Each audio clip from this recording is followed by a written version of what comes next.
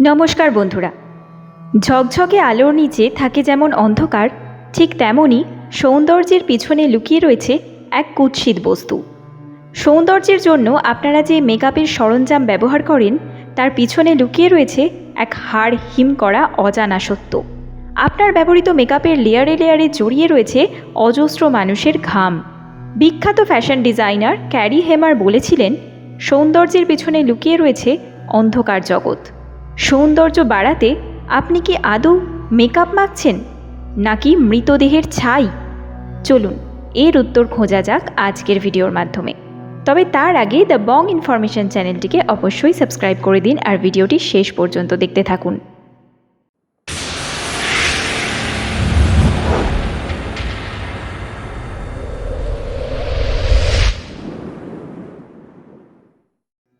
মেকআপের সবথেকে গুরুত্বপূর্ণ উপাদান হলো মাইকা। মাইকাকে বলা হয় আধুনিক যুগে মেকআপের সরঞ্জামের একটি গুরুত্বপূর্ণ অংশ।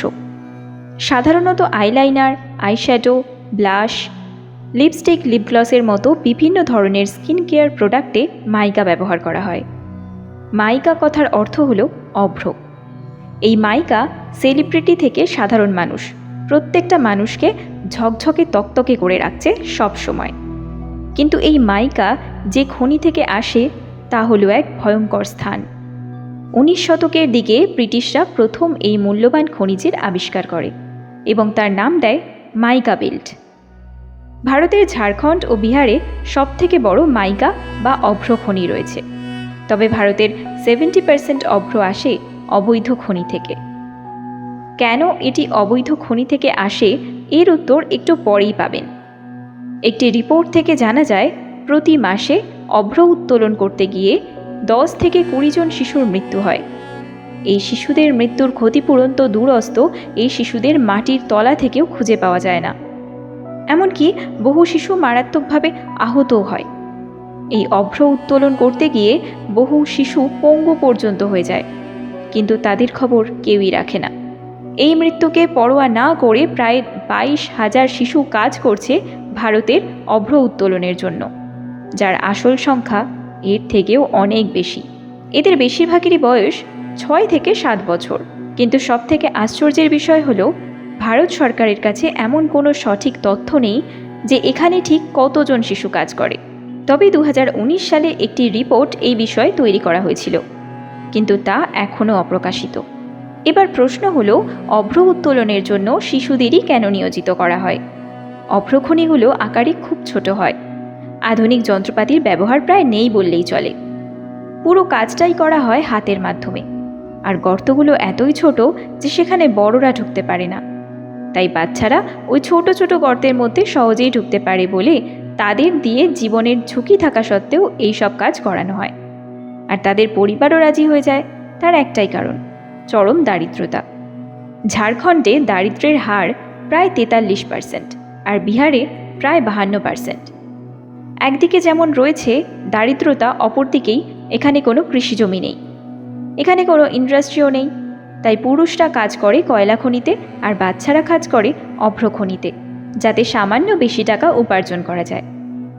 আপনি সৌন্দর্য বাড়ানোর জন্য যে দামি দামি প্রোডাক্ট ব্যবহার করেন, সেই প্রোডাক্ট তৈরির কাজে একটি মূল্যবান ইনগ্রিডিয়েন্ট অভ্র উত্তোলনের জন্য বাচ্চারা কত টাকা করে পায় জানেন? মাত্র 40 থেকে 50 টাকা। এত কম টাকা হওয়ার কারণ হলো খনিগুলো অবৈধ এবং এগুলি স্থানীয় মাফিয়াদের দখলে। এরা সরকারের বিভিন্ন দপ্তরে টাকা দিয়ে তাদের সিস্টেম কিনে নেয়। এখানকার পরিস্থিতি দেখলে মনে হবে আইন বোধহয় তাদের জন্যেই তৈরি করা হয়েছে, যাদের বিরুদ্ধে কেউই কোনো কথা বলে না। গোটা মেকআপ ইন্ডাস্ট্রি কয়েক মিলিয়ন ডলার ইনকাম করে যায়, যার যোগান কিন্তু আপনারাই দিচ্ছেন। এসি রুমে বসে প্রত্যেকে সুন্দর হওয়ার জন্য আপ্রাণ চেষ্টা চালিয়ে যায়। সেখানে মাত্র 40 থেকে 50 টাকা পাওয়ার আশায় জীবনের ঝুঁকি নিয়ে অভ্র খনিতে কাজ করে যায় ছোট ছোট বাচ্চারা। কখনো কখনো তো বাচ্চারা মাটির তলাতেই চাপা পড়ে যায়। এবার আপনারাই বলুন, আমরা মুখে যে মেকআপ মাখছি তা আদৌ কি মেকআপ, নাকি মৃত মানুষের ছাই?